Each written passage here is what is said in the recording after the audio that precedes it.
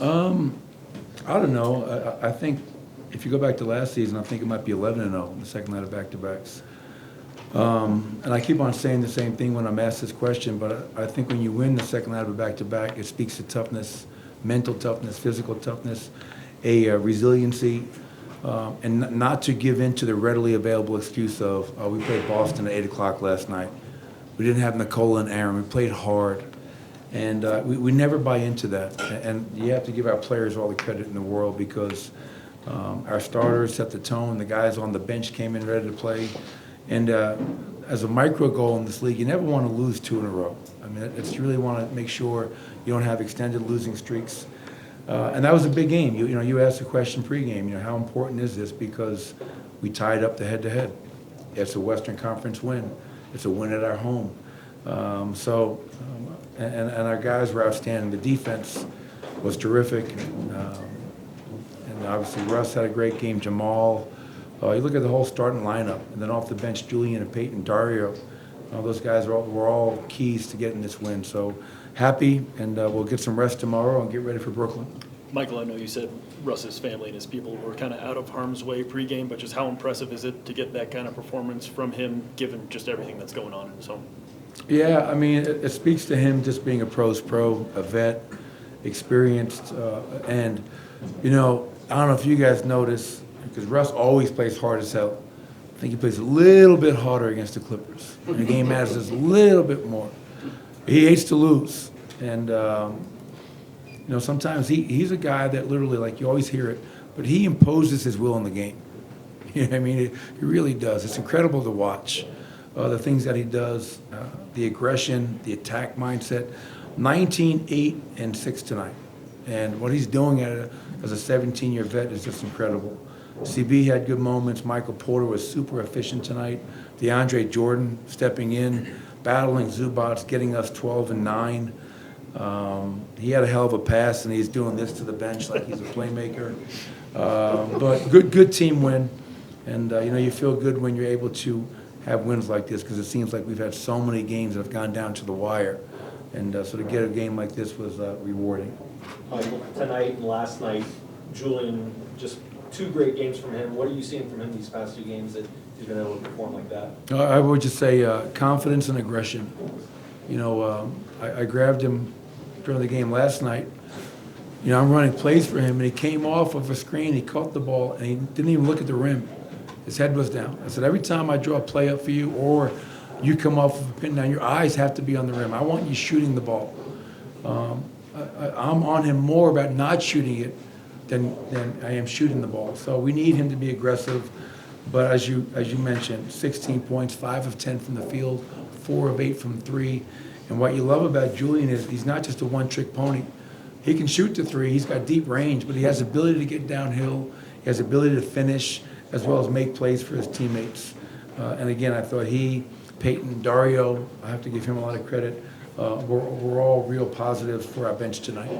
When you don't have Jokić or Gordon, it can maybe be easy to, I guess, not try quite as much to get into the teeth of their defense. What kind of across the board effort does it take to end up with 56 points in the paint anyway?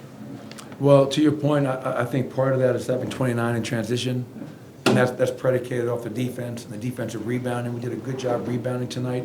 To hold them to 37% and only 9 offensive rebounds, that's a huge step forward for us, especially coming off of a game last night where it really burned us. The turnovers were also real. I mean, that team, that's what they do every night, Bennett. We only had 12 tonight.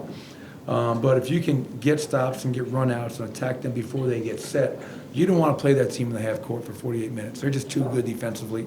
And then when we were in the half court, sometimes you get caught over dribbling, and that's when you get into trouble. But we had guys that were able to get downhill and still live in the paint, which is nice to see. What was most impressive about the defensive execution? I would say just the discipline. That first quarter was great. We set the tone. We watched clips at halftime, Katie, and I showed some clips. First quarter, really disciplined, communicated. Everybody was flying around, 5 guys playing as one. Second quarter, we had a lead, and we started kind of making things up. And that's why they had that big second quarter. And then I thought we got back in that third quarter to doing what we were supposed to do.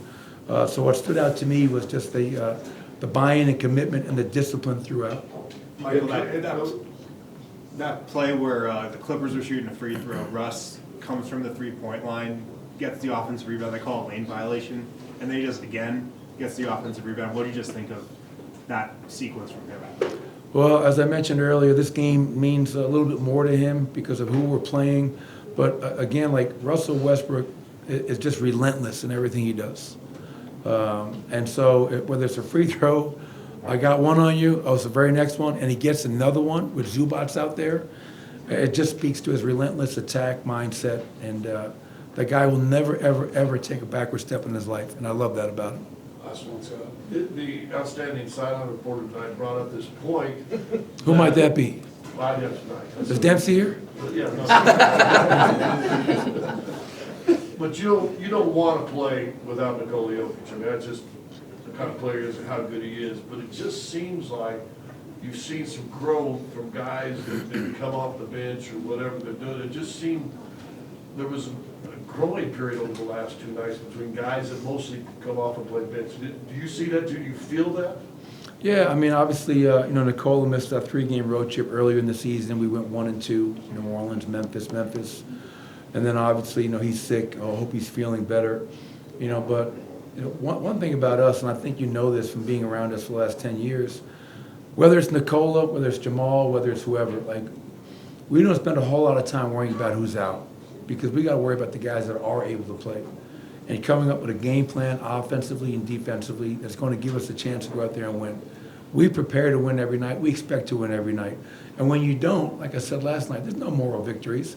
I loved how hard we played, but it's still a loss. End of the season, that's all anybody's going to see. We lost to Boston at home.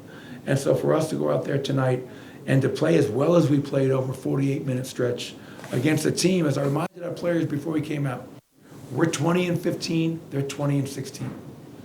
We're down 1-2 against them head-to-head. This game has a lot of impact. So you lose one game in this situation, you go from 4th to 7th place.